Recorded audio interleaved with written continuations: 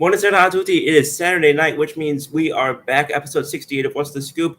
I'm Ryan Scoop Woodhams. This is my buddy Brandon Furtado. How you doing today, buddy? Not bad, bro. Not bad. Glad to be back. Glad to get into another episode. Let's get it going. It's gonna be awesome. Appreciate it. We've got a lot to talk about. Obviously, we got some exciting, although I know to some people controversial news for our football team that we're going to be talking about. We've got some interesting topics to kind of just get some thoughts going on baseball, and of course, as always, a ton of news that's broken out as it always does. So we're going to get into all of it. Looking forward to hearing what the comments have to say, and obviously, if anybody wants to ask or bring up anything that isn't getting covered, you know where to drop it right in that chat. We are live on Facebook, X, Twitch, Kick, and YouTube, and look forward to hearing from y'all. So thanks again, and let's get right into it. So, buddy, I know that you and I wanted to start off by thanking 9 people in particular, and excuse me, I am, of course, referring to the 9 owners in the NFL who voted not to ban the Eagles' tush-push play. This included the owners of the Baltimore Ravens, the Detroit Lions. I want to shout out the Detroit Lions for real, because I would not have expected that the number one competitor to Philadelphia, in all likelihood, or at least it has been in recent years, being the Detroit Lions. I would not have expected them to be one of the teams to side with Philly on this. So shout out to them. Shout out to Brad Holmes, to Dan Campbell. That organization, I can't, like, teams have turned around faster, but I can't think of a team that has fundamentally turned itself around as an organization to being as respected, at least in my eyes, as the Detroit Lions are. They are legitimate. They are a team that I think is going to be going nowhere anytime soon. And I mean, like they're going to be relevant for an extended period of time to come, I believe. Jared Goff, they've really gotten something out of him. So anyway, I want to get your initial reaction. What was your initial reaction when you heard that the play was here to stay? When they first tabled it and they said, okay, we can't come definitive, we're going to hold off until May, and we're going to decide then. And I was like, to me, nothing is going to change when they held off on it. And I was like, it's because if you're saying like that, you don't feel like you're going to have enough people to vote to ban it in the first place, then it's like, okay, it's not going to change 2 or 3 months later. You might get 1 or 2 people to swing one way or the other, but it's not really going to change a whole lot. So I knew that it would be close. But I knew it wasn't going to get banned. At least not for this year. Maybe next year things will change, but I knew not for this year, because I mean it's too soon after the Super Bowl. They couldn't really decide one way or another early on. And I was like, well, if they ban it, then if there was that slight chance that they do ban it, then all right, that's why the Eagles brought in, they're trying to bring back the fullback into the game. Yep. What you went out and got AJ Dillon from the Packers, who were trying to ban you. Right. And to me, it's like, okay, even if you ban it, the Eagles would have just ran a normal quarterback sneak, just like every other team, and it would have been fine. That's the one thing we forget. It's like, yeah, we wanted it to stay. That's our play, but at the same time, it wouldn't have made a difference if they really banned it or not. Everybody talks about how kind of controversial it was. I mean, to me, it's like, if you're an Eagles fan, you love it, or if you're just someone on the outside that can at least see both sides, at least come to a logical conclusion, that's fine. The thing that bothered me throughout this whole process with it was the people that kept bringing up the points, and even the teams that voted against it, especially like the Packers and even the Bills. I think at one point bringing up the whole player safety. Well, player safety was BS because there's no concrete evidence as to how it's hurt players. Right. Then you bring up it's a rugby play. We have a rugby player on our team. We have Jordan Mailata. He said himself, he was like, it's nothing near a rugby play. Right. And honestly, they say it, even if let's say even if it was, right? Football was born out of from the origins of rugby and soccer and games like that have come before it. So it's even if it is rugby play, so what? That's kind of part of the game when you think about it. But I don't feel like, and I love Trevor Lawrence's response, and I'm glad that he said Same pretty here. much right after that, the vote went through. He's like, I'm just paraphrasing, but he basically said, if we can't stop a 1 yard play, we have bigger problems than just that. Like, it doesn't. He said that it Right. doesn't matter to him, or it doesn't matter to the Jaguars, because if we can't stop them from running that 1 yard play, it means we failed basically in other aspects of the game. Right. So, and that's how I looked at it. I'm like, so many teams were like, oh, it's an unfair advantage, yada yada. I'm like, if you're concerned about a 1 yard play, at the goal line, or a 3rd and 1, 4th and 1, whatever it may be, then that means you screwed up by not stopping us on the first 3 down. Yeah, and you just kind of hit on something that I was going to bring up on the Trevor Lawrence thing, where he said if we can't stop a 1 yard play, but moreover on that, where do they typically run the tush push? It's on the 1 yard line trying to get into the end zone. So you've already let them the whole way down the field to begin with. Yeah. Or it's not even just that too. Like, I mean, they always say like, oh, it's an unfair advantage. How many times do the Eagles run that play in a game? Maybe 3. So 3 plays out of an entire game worth of plays you're complaining about. When usually those games end up being, the Eagles winning by 17 to 20 points anyway sometimes. So, especially last year, like, they complained about them, like, oh, it's an unfair play. Well, it didn't help them win a Super Bowl. They ran it once the entire playoffs. Right. So, and the other games, they beat the Packers fair and square. Jordan Love threw 3 picks. That's his fault. They beat the Rams straight up. They beat them in a slushy, snowy game where Saquon dominated and Jalen Hurts had a 6 to 50, 40, 50 yard rushing touchdown to start the game. So no, that didn't work there. You blew out the Commanders. That game wasn't even close. There was no need to even run tush push there. And the thing is, you did it anyway, just to be funny. So that was hilarious.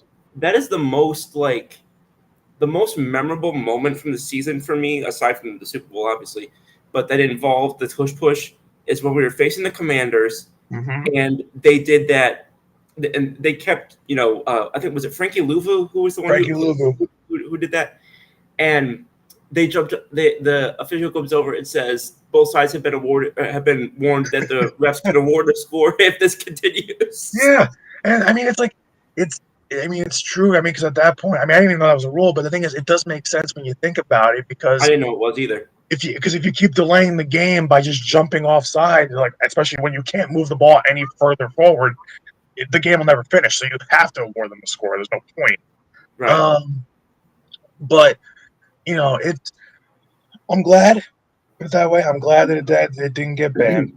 I'm glad that a lot of the other teams, not a lot, but enough saw what we've been saying all along.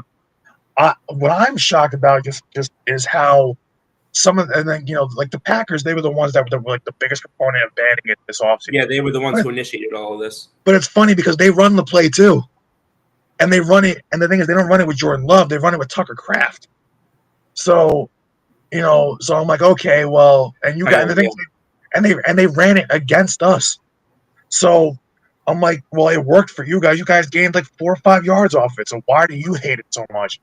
And then I'm shocked that the Bills voted against it, because Josh Allen runs that play, and the Bills run that play pretty much the second most compared to us. Yeah, I saw somewhere that they said that it was one of the Bills personnel basically said, well, we're going to vote against it, even though like it helped us too, but we're still going to vote against it. And they talked about injury or injury concerns or one reason or another. I think the biggest injury concern that Buffalo should have is the fact that they couldn't get the O-line right in front of their quarterback who's running for his life. Their inability to get an O-line right was right up there with Cincinnati's for the longest time. And so I think that's a bigger concern about it being about an injury to your quarterback. And they brought up this play that I guess was popular. I'm talking like 80, 90 years ago. It was like a triangle push or something like that. I forget the exact phrasing of it. Yeah. But they were basically saying, or no, a wedge push, I think is what they call it. Yeah. But if you look at the mechanics of it, architecturally and just pure physically, it's not the same thing. The the push element of it is completely, different, and if you look at it from any sort of schematic breakdown, it's not the same thing. And I thought that that on top of the whole, like even the other day when they were asked to come forth with the data about the potential health concerns or hazards of this play, even when that came up, they weren't able to present substantial, and if there were reasonable information about it, it's not like this was the first year they ran it. This is the third year that they've run this play. Yeah.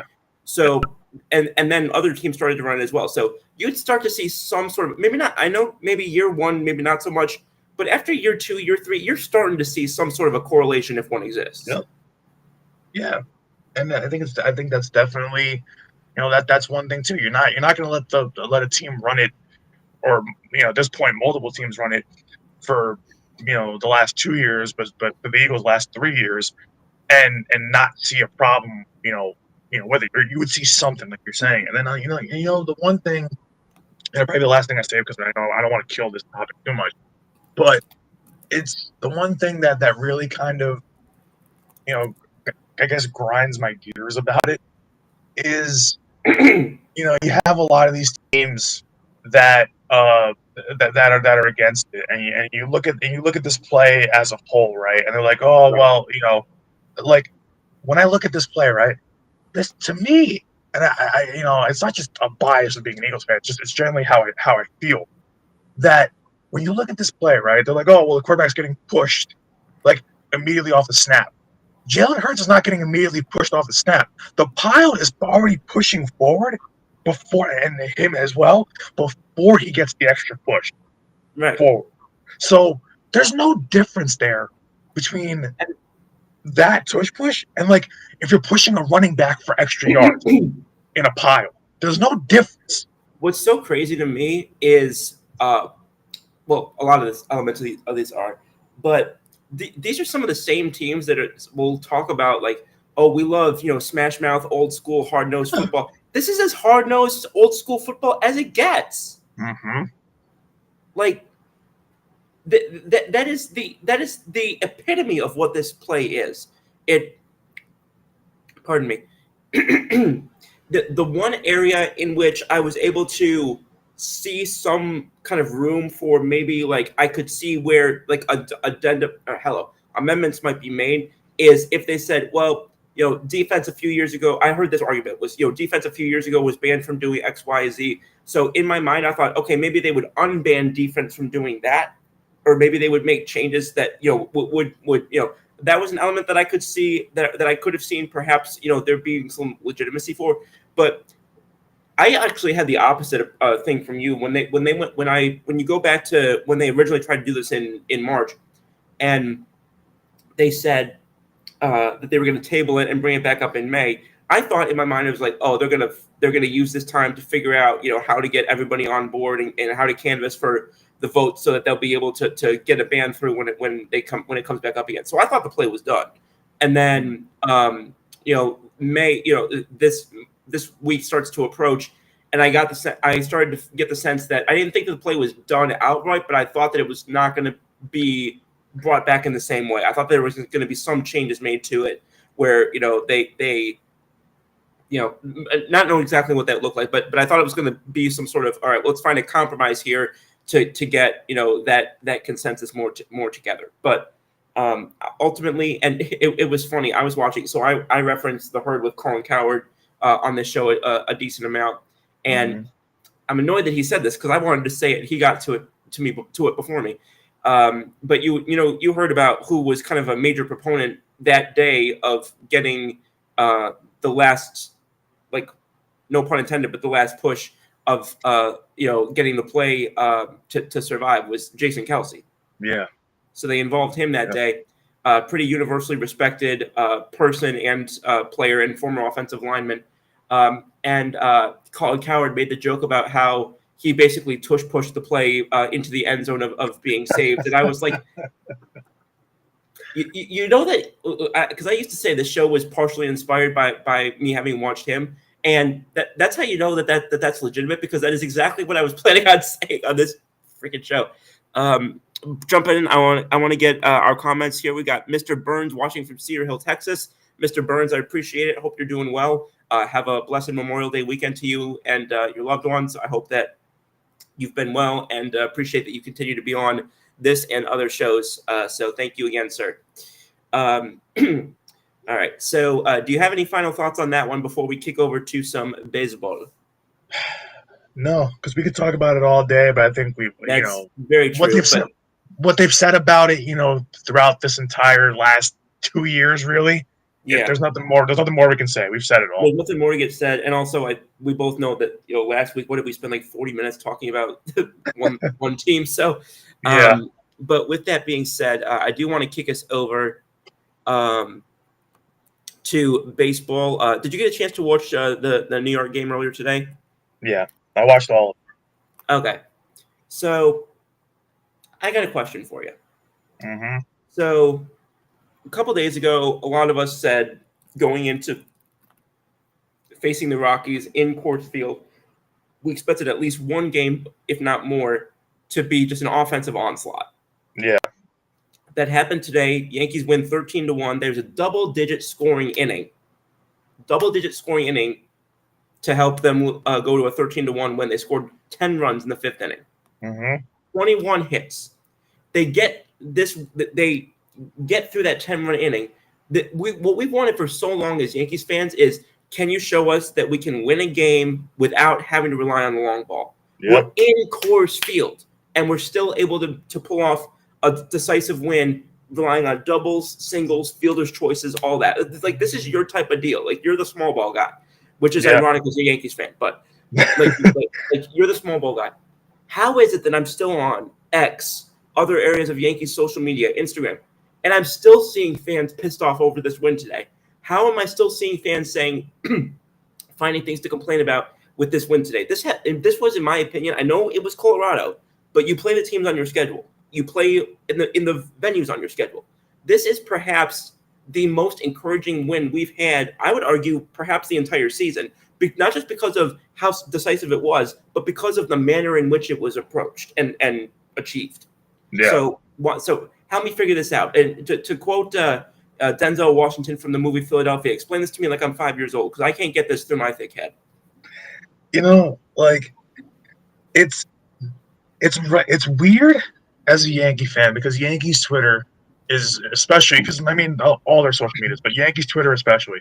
And I've been guilty of this throughout the years. Like, I was even mad about them losing a game to the Rockies. You feel like with the Rockies, you should beat them every game. But yeah, I wasn't happy about that either. But it was one run. If it were more of a gap, then but you lose one-run games, it's finicky. Go on. Yeah, that this wasn't White Sox Yankees last year where they lost 10. So that was an awful game. But that was in the stretch of some really bad baseball. Then they showed today, hey, we're not going to let one game affect us. Like last year, one game kind of snowballed. It could turn into 4 or 5 very quickly.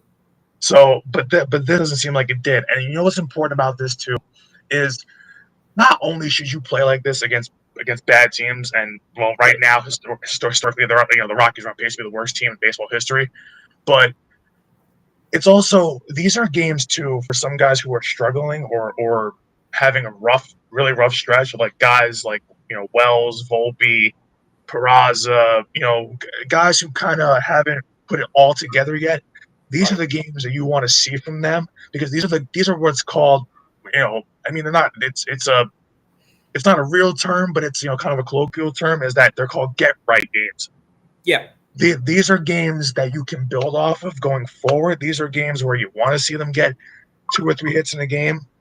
And the thing is, you want to see it, like we said, without the long ball. I'm a guy where where I love when teams, play pretty much, short, kind of, they know how to do the little things well. Because when you do the little things well, no matter if it's fielding or just making a good pitch or just the right kind of situational hitting, those are the things that will carry you throughout a season and they will get you to and possibly win a World Series. So when you can, I mean, they didn't have to do it today. They didn't lay down a bunt really, but when you can just put the ball in play, just level swings, shorten your swings with 2 strikes, focus on being, focus on putting the ball up the middle instead of just trying to pull it or trying to just slap the other way. You gotta do a lot of those things in order to be successful and also just to score a ton of runs in an inning. Yeah, you can score a lot of runs if you get guys on base with walks and things like that, and you hit a grand slam or a 3-run home or whatever it is. Those are fun, they're exciting, they're great. But, with the Yankees, and especially kind of what they've kind of fallen into the last, roughly 10 years is, we talk about the home run or bust approach, right? Where everything is an uppercut swing. Everything is so heavily predicated on exit velo and launch angle. And it's like, sometimes you just got to hit them where they ain't. And that's an old baseball saying. Use kind of especially with how big that ballpark is in Colorado, do you have gap power? Can you just shoot it into the gap? And they did that a lot in that inning. They shot the ball into the gap a ton. Balls were rolling to the wall. They were hit down the line. It was hitting the ball where it's pitched and also just realizing, hey, we got guys on base, just drive them in. I think they had 2 sack flies in that inning too. So, that's just good situational, fundamental baseball. Those are what's going to lead to big innings. So, and especially against the Rockies, you want to come out today and prove, hey, the team you saw last night is not the team that you're going to get today. We maybe they're adjusting to altitude. I don't know, but because that does play a factor, and they said it on the broadcast yesterday. Oh, absolutely, that altitude's a nightmare. But at the same time, I think that when you can do all those things so well, no matter what team it is, it's the Rockies. Yeah, they're a bad baseball team, but it's still a professional team. When you can. Yeah, it doesn't matter. You still got to be able to. I mean, they lost last night. Like, I don't think it's like. I don't think it was the big deal that some people were saying, but it's like, I mean, even Oakland. I know Oakland's. I mean, well, nomadic A's. I know that they've lost 10 or 11 in a row, but they did not start out the gate limping like people expected them to. So you got to take it if it's a Major League Baseball team on your schedule, you have to take them seriously. And you have to take it seriously because the thing is too that this is a Rockies team that's played well against a couple other baseball teams despite losing games. So you don't want to fall asleep. Like, people said, oh, they even including me, I'm like, it seems like they fell asleep against the Rockies yesterday, right? And it's like, and it looked like they did. It kind of looked like they were sluggish. It looked like they were maybe jet lagged. It just looked slow. And, and you lost the game and people were panicking. So, today was a perfect example of like, hey, we need to, A, it'd be nice to rebound from it. And B, you don't want to lose a series to the Rockies either. So, you have tomorrow too to finish it. But then today, on the other side of things, I'm selfish. When it comes to a guy with a low pitch count, I want to see if he can get a complete game and finish the game. And here's the thing, and then this is kind of why I was kind of going back and forth a little bit with people on Twitter. The Yankees don't have enough. Yeah, that's actually what I didn't want to say, but that's actually what prompted me to ask the question. Because I was a little bit angry that they didn't let Max Fried finish the game. And here's why. Yes. Not because of just his pitch count and he was dealing. It's like, and not because I thought it would be cool to see it, but when you do not. And the thing is, they said this during the game too, right? I heard it on the broadcast. You don't have an off day until next Thursday. You want to save your arms as much as possible for this upcoming stretch of 6-7 games. So. Mm-hmm. It would make sense, especially with Fried being at 83 pitches, to just let him get the last 5 outs if he can. Not because he could blow up whatever it is, but see if he could to save your bullpen arms. And I feel like why would you even let him go into the 8th if you weren't planning on letting him at least finish the 8th? So it's a little bit. I'm still a little bit baffled by that decision to take him out. Only 1 out into the 8th. I mean, yeah, it's a 12-run game. You want to save his arm, but you want to save your bullpen arms more. You don't want to have to because Hamilton came in, he gave up 2 hits immediately. So it's like you didn't want to have him struggle and maybe bring someone else in if he couldn't get it done. then you're killing 2 bullpen arms instead of letting 3 finish. Right. So, in fairness, I will say he did get the 5 outs after giving up those 2 hits. He did, and it's just like, but it could have went bad, fast. And I think it's just, a complete game, and just on the selfish side of things, a complete game is just something you don't see anymore. So, selfishly, I want to see it, especially for a guy who's the Cy Young front runner, whose ERA is the best in the league, who's got the most wins in the MLB this year, or I think at least most wins in the AL. I selfishly want to see him get that complete game and assert his dominance and finish it. It's like, when Garrett Cole did that against Houston a couple years ago, when he was, everybody was saying, oh, he looks like the Cy Young, candidate right now, the lead guy. He told Aaron Boone, took 2 steps out of that dugout. He yelled at him, get back in there. And Garrett Cole went and finished that game, and he won. So, and the thing is, Boone did say, after the game that Max Fried did want to stay in it. And I'm like, yeah, that's what Ace does. Ace wants to finish it. So, if it was like even maybe 15 more pitches, if he was getting towards 100, I could see it. You don't want to have him throw 120 something pitches, but he was cruising. Like he was at 83. You would figure, I'm not saying he would have, but you would figure he would have got out of it roughly around somewhere at the low 90s pitch count.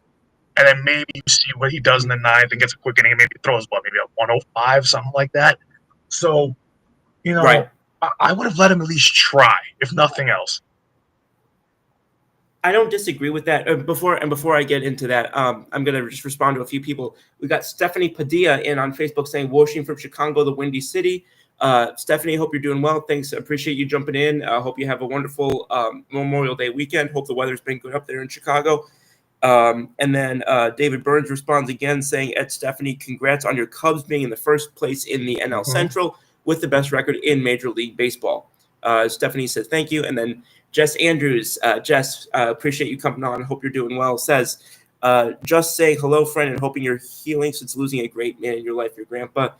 Praying for you and love you, Jess and Kurt. Jess, thank you very much. God bless y'all, and happy Memorial Day weekend. Yes, I don't think I mentioned it on the show last week. I did lose my grandfather 2 weeks ago, which was the reason why that show was canceled. So, Jess, I appreciate the kind words. Thank you. But yeah, so responding to what you said, the one thing I will say, you talked about like saving your bullpen and one thing or another. There is something to be said for, I think, though, of certain guys not getting enough reps. And the thing with Ian Hamilton in particular is, so since May 14th, so that was 10 days ago, he's pitched twice. He pitched back-to-back against Texas, and he gave up 3 earned runs in less than an inning combined in those 2 games. So I wonder if this was an opportunity for where this wasn't necessarily against Max Fried, but Aaron Boone saying this as an opportunity he hasn't pitched much in a while. When he did pitch, it wasn't pretty. This is a bit of an opportunity, perhaps in a low leverage situation, to, like you use your phrase earlier, a get right game for him. So I do kind of wonder if it was less a knock against Max Fried and more him saying this is an opportunity for somebody to go out there, somebody who we rely on. We remember how he's been in some big games for us in the last couple of years. And wanting him to be in a position where he can start to get some of his confidence back, because he's only pitched twice in the last week and a half, and neither time was pretty. So I do think that that's a possible counterpoint to that as well. Yeah, I definitely think it's fair. Because and like I did say before, you're using these kind of as a get right game for everybody. And Max Fried is the last guy you need to get. Like Max Fried right. And Aaron Judge are the 2 guys that you don't need. It's like they're fine. And it's funny, right. Aaron Judge came out and said they just got the alert on ESPN, but I know he said it during the post game too, that he, it's the same thing he said, like last year or 2 years ago, and he was like, oh yeah, I don't feel locked in yet. He said he doesn't feel great despite hitting his 18th homer of the season today and batting 3. Which, let's be honest, that we both know that should be his 19th. We both know what happened a couple of weeks ago with that stupid ass call in left field. Oh yeah, and I'm still pissed about that because you have all these cameras. It's 2025, and we still can't get calls like that right. What's the point of having instant replay if you're still going to manage to screw the call up? But anyway, go on. But so when you have the guys kind of clicking like this, like Dominguez had a good day today too. It goes a long way for a whole season. I mean, these were guys that were starting to come on So as the season's gone on, so it's good to see that they've stayed high. I mean, some of those guys didn't play yesterday. I mean, Belly, Bellinger today. I mean, he had I think 2 or 3 hits of his own. He's still seeing it really well. His OPS is getting towards 800, which is fantastic. That's about where I wanted him to be. That's the kind of talent he is. He's not old yet. He's only 30. He's a guy. He's batting close to 270, 270 something. So where he's getting close to it. I mean, he's getting hot, really fast. So, I can't be, happier. I mean, the only thing, you want to see today was, Trent Grisham starting to kind of come back on to earth a little bit. I mean, that's expected. You're going to go through ups and downs, different games. Oh, absolutely. But I mean, listen, he's still a threat at the plate. I think he still had a hit today. That was a big hit. He's still seeing the ball really well. Still putting good contact, good swing ball, so that's still fine. Right. So I mean, the lineup just continues to like this. There's not a pitching staff, I don't think, right now that can really beat them. And I mean, when you cross the league, I mean, everybody says, "Hey, the Yankees are the team to beat the AL," which they always are at that point. Yeah, Detroit's good. Yeah, Cleveland. Yeah, Kansas City. Yeah, those guys are going to be there, but they're not the Yankees, and that they weren't last year. And so far this year, they're good, but they're not quite that. And it's one thing when I look at not just AL but the NL too.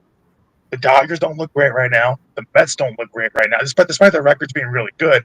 They don't look the part. Like it's not. It doesn't seem like to be like last year. Everybody's like, "Oh yeah, the Dodgers are going to go all the way," and that's it. Like so, it's still early. Yeah, it's still the end of May, but it's interesting that no team has really separated themselves from the pack yet. No, it's not like we talked to NBA either last show or the show before.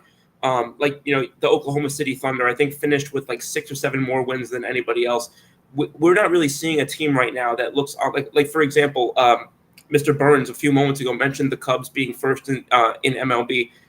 Last I checked, that was not the case, and I only checked like yesterday. Mm-hmm. So that just shows how quickly everything can pivot, especially this early. Obviously, as more games get played, it'll separate a little bit more.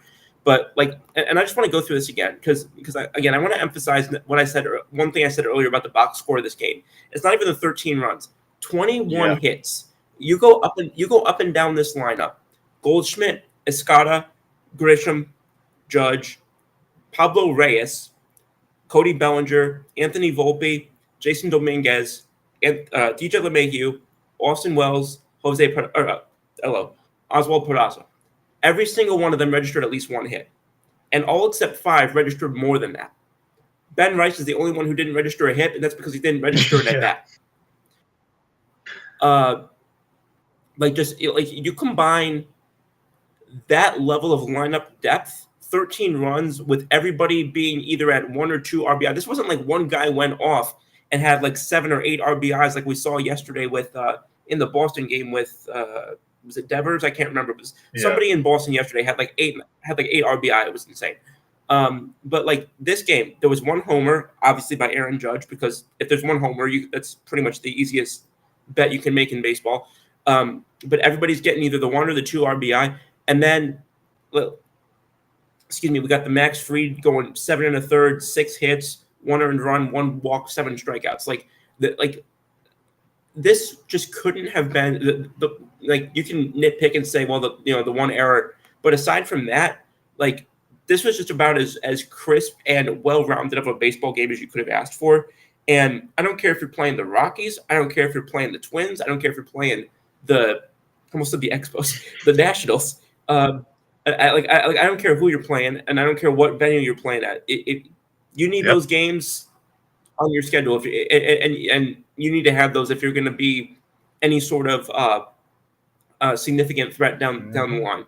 Now, I do still think that Dominguez is in a bit of an interesting position. I'm curious to see how they handle him more longer term down the road, because there are some conversations that are being had about who's going to lose playing time when certain changes happen with regard to players who are hurt and one thing or another.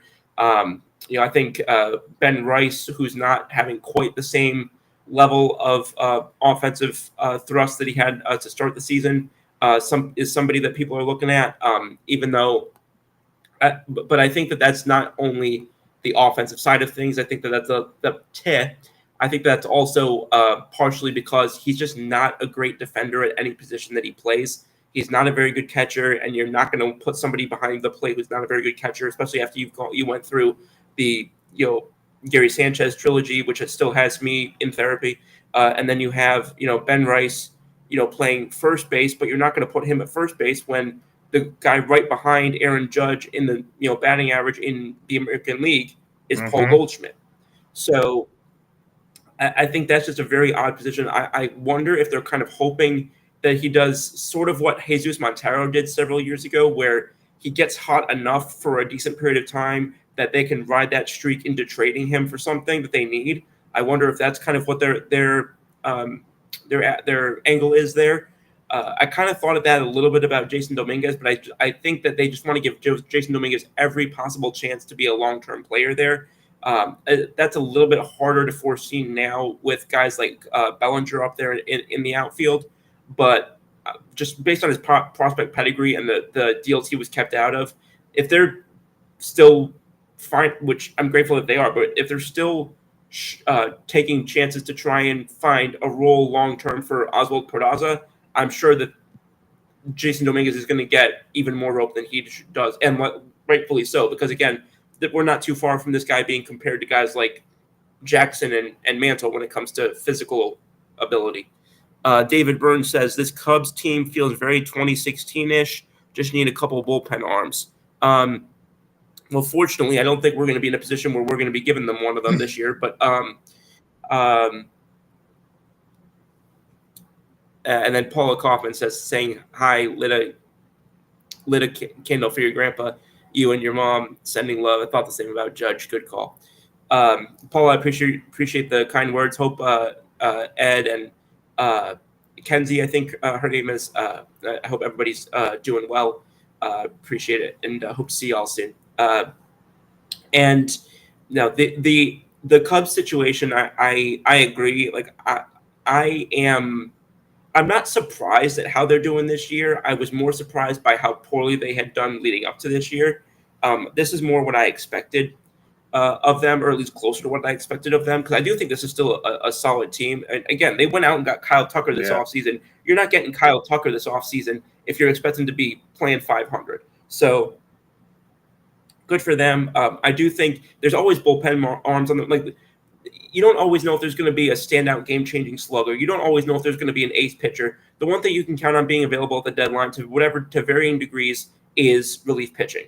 There's been times recently where it's gone at a bit of a higher selling value than usual. Like we've seen very highly regarded prospects go in some of those trades, but that's usually the one thing that in most cases is at least available is the relief pitching.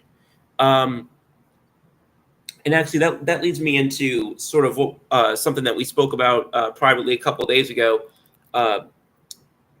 It's just bizarre to me. Like, this is so yet another year. We're looking at this. I'm looking at the San Diego Padres, and this is yet another year where we're hearing about there's toxicity in the clubhouse. There's unrest in the locker room. There's some sort of chemistry issue that's going on there, and I don't want to immediately draw the line to Tatis, but this is now a different manager than it was when this has happened under Bob Melvin. This has happened under Mike Schilt, and this has happened under Melvin's predecessor. I'm struggling to remember who that was, but this has now happened under three different managers. This has happened since Bogarts got there and before Bogarts got there. Like, I'm struggling to draw the line, and it stinks, and it I feel bad saying this because I have a lot of respect for the aggression of AJ Preller and the intensity with which he makes his moves, but like, how is it that every year it feels like this is the same story? Like, I can't think of a longer term where we've heard that this is an issue for one team. Like, what's your takeaway on that? Well, when I think about the Padres and just who they've had over the years, San Diego, really California in general. California is always going to have, it's it's always the hot spot for sports, and especially for baseball with the Padres always seeming to be right in that playoff mix. Dodgers being World Series contenders. The A's had a good start this year. I mean, but they and then story they can still keep it. They can keep it rolling. They can find that again. But it seems like when it comes to San Diego, you have a lot of guys on that team with personalities, and usually when you have that, that's things like this are going to happen, right? But a lot of the guys on that team too, it's also a lot of veterans on that team. A lot of the guys are 30 plus years old. So a lot of the guys, I think it's not just the personalities on the team. A lot of these guys haven't won anything. I mean, Bogarts, is kind of the exception, but like a lot of these guys, their prior teams, they weren't on teams that were really good. They weren't on team. And now they've all kind of had tastes of the playoffs, and the postseason being on this team, and Right. coming up short every year, losing to the Dodgers, or at least having battles with the Dodgers, how exhausting those can be. And just topping it off with, some of them have struggled with injuries. Tatis has struggled through injuries, and also he had a suspension from the PEDs at one point. I think a lot of things get compounded. I think that over time, these guys are kind of just they're tired of going through the same thing. So every year when we see the team going through the same struggles, it just seems like it's going to get worse because they're just tired. So it almost feels like there's a certain fatigue with this team setting in. There's a fatigue with kind of ownership. There's a fatigue with the manager position. It just seems like that everybody in San Diego is kind of tired of being this team that's always the bridesmaid, never the bride. And then when you mix that with just the personalities on this team, and people always forget that at one point, Bogarts and Machado were enemies. It was the Red Sox and Orioles. So there's a little bit of that history that goes into it, I think, too. Yeah. So I think that it's tough. I mean, at one point they even had Tommy Pham playing them, and Tommy Pham is literally He's a nut job. yeah. We know how insane he is. So when he was here, that didn't help things. So No. it's a lot. Remind me, did you see how Puig played for the Padres too, or is that not? Puig, I know he played for Cleveland, the Reds, and the Dodgers. For some reason I thought San Diego was on that list too. no, because I think you're thinking of was it not Cespedes? Was it Cespedes? I don't think so. No, not Cespedes. I'm thinking of Oakland. That's what I'm thinking of Oakland. Mm-hmm. When they were I know Matt Kemp was there, but that's not who I'm thinking of. I'm thinking of like someone who was like personality wise was known as a bit. Well, they recently had Profar, but Profar, I don't think he's known as a bad influence. No, he had the PED thing, but that wasn't until he got here to Atlanta.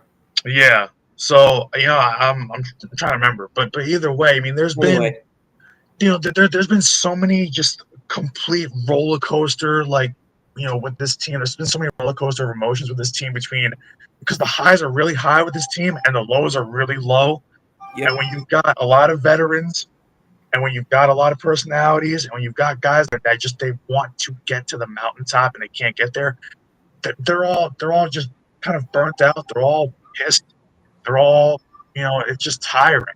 So I think it's just been compounding over the years. I think that it's been a problem for years, but it's grown to be more and more of a problem just because of all these things that are happening. That's fair. Yeah, kind of like the compounding. People talk about like compounding interest, but sometimes problems can compound as well. Mr. Burns says Mets 3 games back now. They're falling fast. Love to see it. And he says New York having a bad night all over. I mean, we just talked about one New York team that I think is doing all right. But Trevor says, "Hey boys, great to see you all. Hope all is well.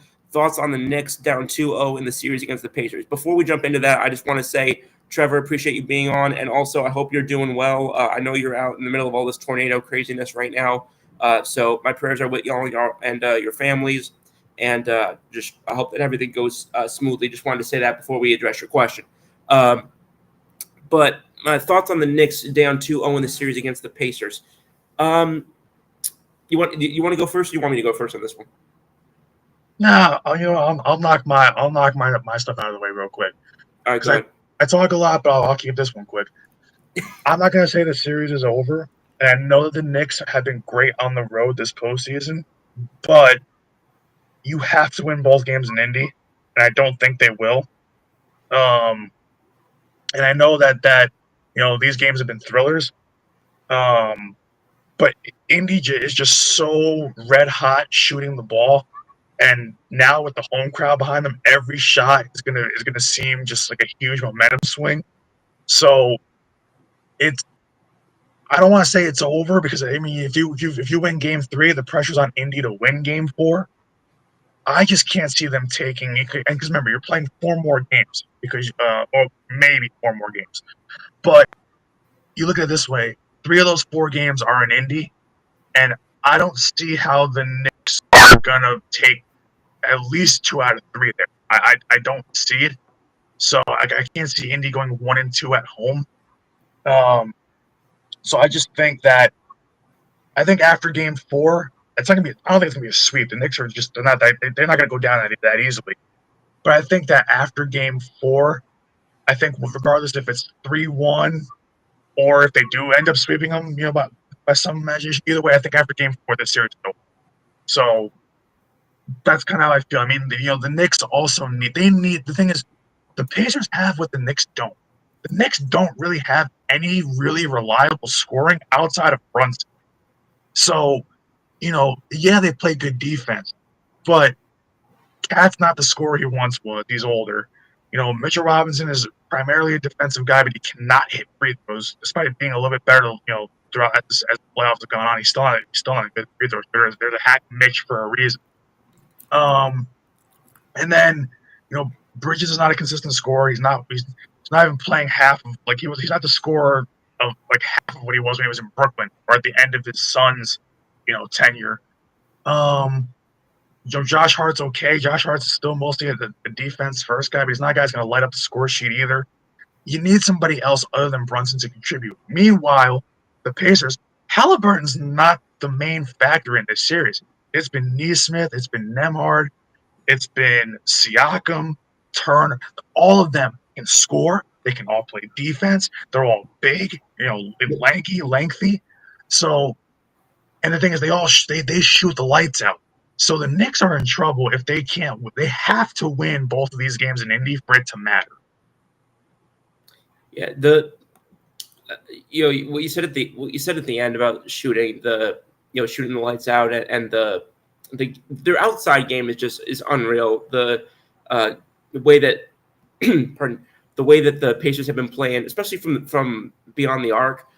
Naismith, Nembhard, shout out Thomas Bryant. I know he hasn't really played that much, but Thomas Bryant from fellow Rochesterian, but guys like Siakam, Turner, just so many guys who are shooting well from the 3, and shooting the 3 particularly well, and that's not to necessarily knock New York, because it's not like it's not like they're at the bottom this year or this playoffs when it comes to shooting the 3, but this is just an element that is just exposing some component of them, and then you get beyond that to the fact of these first 2 games. The first one being in overtime, the first one and the second one in regulation, losing those 2 games in New York. New York, the Garden is supposed to be, a secret sauce when it comes to, the Knicks in big games. So if Indiana, people were saying, how's Indiana, a small Midwestern, mid-market, sort of, blue collar type of, middle America type of area. How are they gonna, how's that team gonna handle going to, New York and playing on the road? They're up 2-0, going back to their home spot. So I agree with you that, obviously they have to win at least one of these next 2 games, but I would argue they have to. I would also, agree that they would have to win both, I think. And not only that, but I think they got to win both convincingly, because these games have been at least, somewhat close, these first 2 games. But if the Knicks can't get one just real put away game in these next 2 games, then it's going to get harder and harder to see their route to putting Indiana away, especially when you're looking at it from a vantage point of the thing that's most conducive to success in the game right now, which is outside shooting. The Pacers not only are the best at, but they've been the best in the playoffs at. Not just against New York, but in the entire playoffs. And it's I think that they're a great story. I think both teams are a great story, but I think that I like you similar to you. I wouldn't say that the Pacers are or I'm sorry, I wouldn't say that the Knicks are in the water basically, but it's I'm gonna need to see something very convincing out of their next two games, well beyond just winning, because right now the Pacers, especially the way they play that overtime in that first game. I mean, a lot of us Sixers fans, I'm sorry, Knicks fans, Pacers fans are completely neutral to either one. Are going to remember that game for a long time. Yeah. Mr. Burns says, a message to Spike Lee: your New York Knicks are still losing. Reggie Miller is somewhere laughing at you again. My thoughts is the Pacers are extremely good, but they're beating the Knicks because the Knicks coach refuses to go deep into his bench, resulting in the Knicks throwing haymakers, getting tired at the end. Do you want this one? See, and it's funny because I told Knicks fans this, obviously, still living living right in the heart of the tri-state area. I only live, a half hour with traffic from New York City. I live 15 minutes from MetLife Stadium. Everybody in this area is a Knicks fan. I'm a Nets fan, so I love watching the Knicks lose. But the one thing I told Knicks fans was, you have to realize something. And this is what Tibbs has done with a lot of his teams, and this is what's been the downfall of a lot of his teams that he's coached in the past. You cannot run your players out there for 45 plus minutes every game. You cannot do that because eventually they'll get tired. Well, I said October, but you know what I mean. Especially not like in the playoffs, because excuse me, the intensity, the physicality, like just the whistle is different in the playoffs, and that's going to be a different. Are you still there? Yeah. Okay. There was a brief glitch for a second, but all I said was the whistle is different in the playoffs, and the way that these games are going to be managed on the court by the refs, like all these different, and it's like physically demanding, and that's one thing that it kind of reminds me of, and I don't mean to give us both as Eagles fans PTSD, but going back about a decade or so, remember Chip Kelly? We had the first 2 years we had the top offense. We were the fastest up tempo offense in the game, and we were thinking, oh, this is great. What's the downside to that though? Your defense was 32nd ranked because they were on the field for 42 minutes a game. So like it kind of reminds me a little bit of that, where you've got it kind of just reminds me how that was an element where sometimes one of your most what could be your strongest element can also end up being the biggest thing that works against you. Yeah. Mr. Burns says, "LOL, love how you said you love the Knicks losing. That's funny. That Nick team is a comedy punchline. LOL, and I'm loving it." Yeah. Well, I'll say this very quickly because this show is not about the teams that are speaking from like a fan perspective. So I'm going to keep this brief. But when I went to Seton Hall in 2018, and I was trying to figure out following NBA more because I'm going to a basketball school, there's a reason why when the only two teams that I could watch were Knicks and Nets, there's a reason why I chose the Nets. It was because Knicks fans, God love my friends and family who were Knicks fans at the time, but they drove me nuts. So that's all I'm going to say. But Brandon, I'll let you take this one out before we hit one more topic of the show.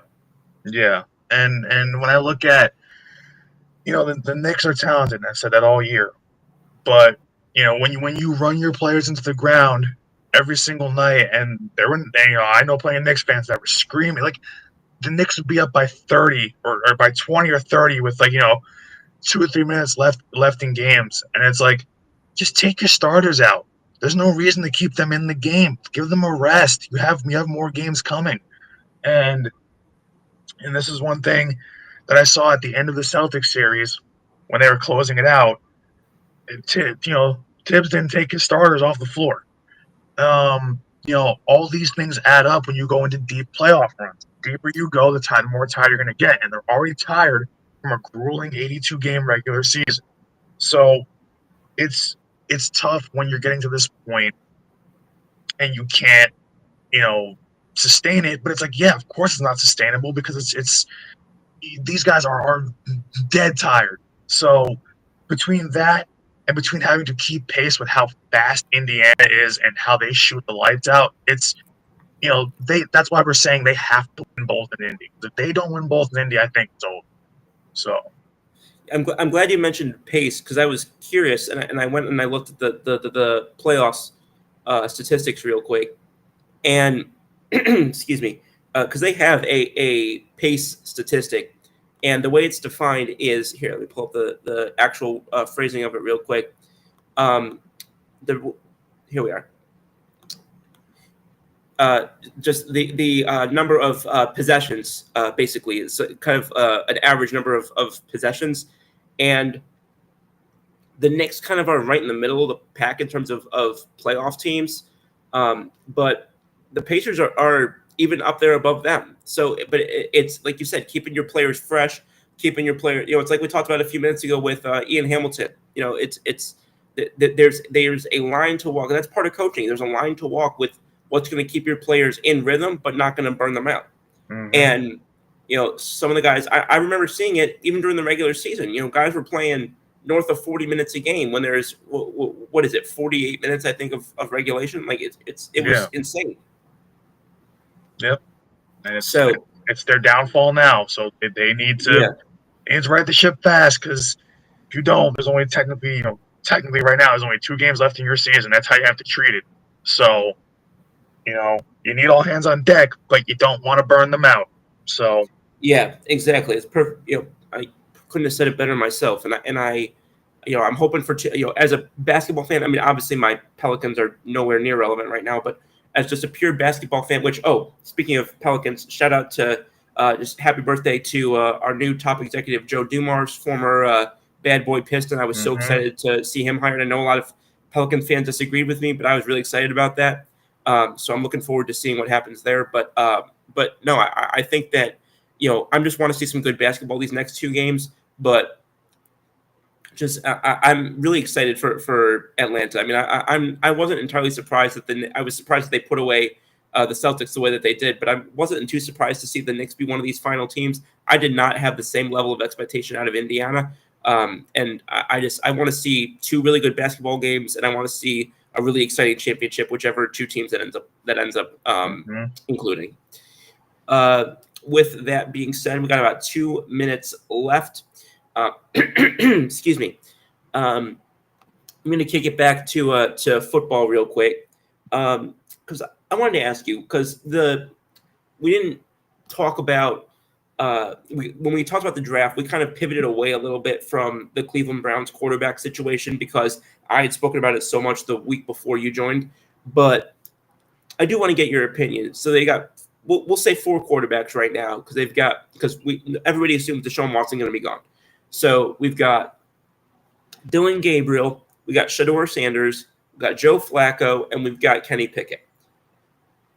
If it were you right now, what do you think is going to be their top 2 at quarterback? And is that the 2 that you would go with? It's tough for me because if they were just to draft 1 rookie, it would be obviously a lot easier. But when you have 2 rookies and you drafted the guy that people think is worse than the guy you drafted later, that's a real tricky part about this. So in my eyes, based on basically bigger experience, bigger teams, and based on kind of the more intangible parts of the game, I would think that for me, you go with the guy that has been a consummate professional throughout it all, and veteran that's won a Super Bowl, that has came off his couch to bring this team to a playoff game, and to be a kind of a shiny beacon in a sea of darkness. And I feel like you would have to keep Joe Flacco. Joe Flacco to me is, it's immeasurable how much veteran leadership, and especially Super Bowl winning veteran leadership, matters to a team. And so he's the guy that stands out immediately. I know that they gave up a little bit for Kenny Pickett, but Kenny Pickett is not the answer. So to me, he's gone. Right. So that leaves you with two guys left. Leaves you with Shedeur Sanders and Dylan Gabriel. Now, this is tough because they are completely different quarterbacks. Right. Dylan Gabriel, to me, has the better intangibles. Right. Shedeur, I agree with that. And Shedeur is the better athlete. Right. So it depends what they want to do. It's not as easy as who the two should be, because I feel like I have to see them battle it out for me to pick one or the other. Right. And everybody's gonna say Shedeur because Shedor's got all the headlines. He's the flashier guy. He's the more athletic guy. His father's prime time. But Dylan Gabriel is the more consistent quarterback. Right. It both, is the better. He's the better leader because he is the better.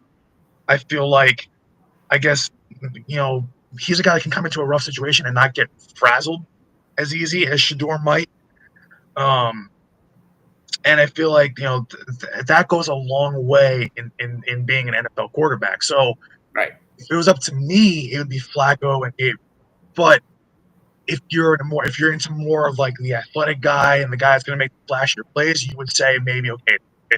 To me, it has to be Flacco either way. But then it would be Flacco and Shedeur. So, but to me, I feel like, and it's not just as a Ducks fan. I like DG. Don't get me wrong, but I still think that Gabriel has the more NFL proven qualities and abilities. Then Shedeur feels like more of a project. Dylan Gabriel probably has the lower ceiling, but he's the more, I feel like, ready guy right now. That's fair. And I don't know, actually, I don't know if you how much you got to see of the content for WTS before you joined, but I actually called Dylan Gabriel one of my favorite prospects in this draft. So for them to go with somebody I spoke on very highly in Dylan Gabriel and then draft somebody on whom I spoke very critically, which was Shedeur Sanders, was kind of, I was like, well, that sounds about Cleveland. But I was actually on a plane. I don't remember where I was or where I was going. I think I was coming back down here from being back home, because I've been watching the draft at home, up north. And I remember being on the plane and watching the draft, because this particular flight had TV access, but for whatever reason I missed part of it. I don't remember why. I think maybe one of their announcements came on and clicked the screen off or something, and I got a message, a DM that said Shedeur to the Browns, and I told my family, I was like, I don't know who's gonna tell Grandpa about this, but it ain't gonna be me. But I hope that right now, having 5 quarterbacks, I just hope that they got, I don't care who it is. Well, I mean, I care who it is. I obviously would rather it not be Deshaun.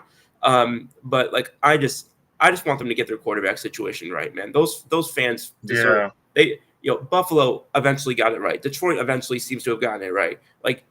I just want to see Cleveland get it right, man.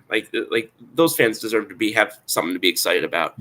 I got 2 comments here from David Burns, and then I'm going to give you a chance to kind of give your final, whatever your last comments are before I take us out of here.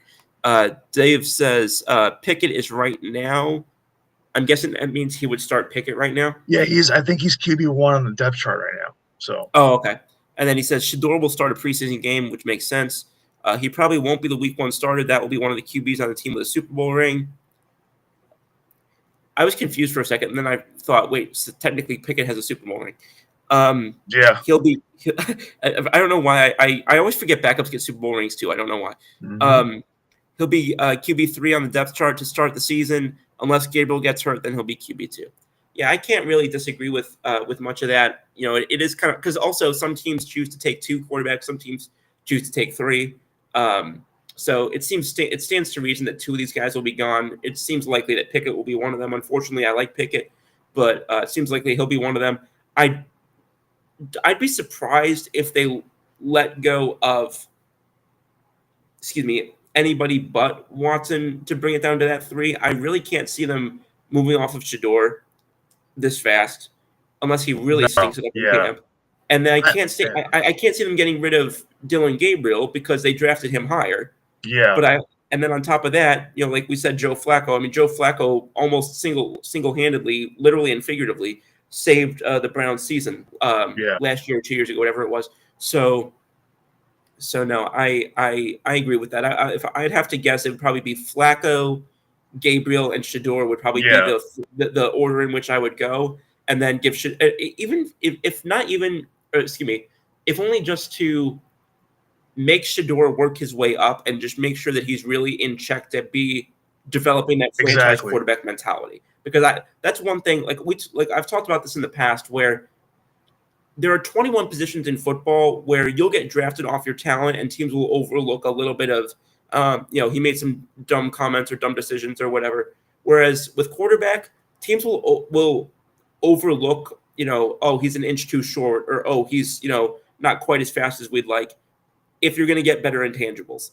And so that's why I really think in this case, I think that they want to make Shador work for everything possible, just to really show him that this is what it's going to take to be a franchise quarterback. Do you have it or not?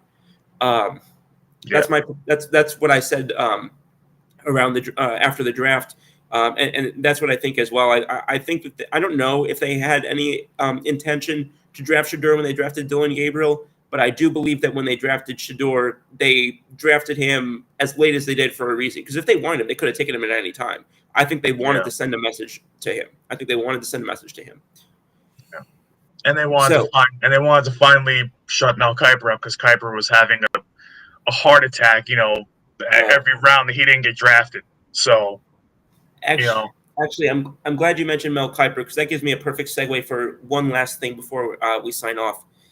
Just want to say rest in peace to Jim Irsay, longtime owner of the Indianapolis Colts. Was there overseeing the Eli Manning. Oh my Lord, the Peyton Manning years. Peyton Manning. Before I became an Eagles fan, Peyton Manning was my favorite player. Watched a lot of those Peyton, Reggie Wayne touchdowns. Rest in peace to Jim Irsay. 65 is far too young, and I'm looking forward to seeing what his family does in his honor, continuing not only with the football but with a lot of the mental health awareness stuff that Irsay family does as well. And I'm on a football note, I am excited to see what his three daughters now do with at the helm for the team. But I wanted to mention that you gave me a good segue there with Mel Kiper, because for the infamous John Irsay quote of who the hell is Mel, or Jim Irsay quote of who the hell is Mel Kiper anyway. So once you mentioned Mel Kiper, I figured I'd take that as a segue. But all right, well, we've ticked past the buzzer, but buddy, I really appreciate you being on tonight. We got a lot of great commenting tonight. We had Mr. Burns on, we had Jess and Paula, two longtime friends of mine. Greatly appreciate y'all. We had Stephanie Padilla joining for the first time. We had a large view count the entire show. Really appreciate that, everybody. And again, Brandon, thanks again for another great episode. I'm already enjoying this a lot, and I'm looking forward to what next week brings. And for the rest of y'all, appreciate everybody who tuned in. Everybody have a blessed Memorial Day weekend. Remember, obviously we got Monday off for a reason. And may the memories never be forgotten of those who gave the ultimate sacrifice for this great country. So thanks again, everybody. And buddy, I'll see you next week. And everybody else, I'll see y'all next week. Same Scoop time, same Scoop channel. Scoop and Brandon out.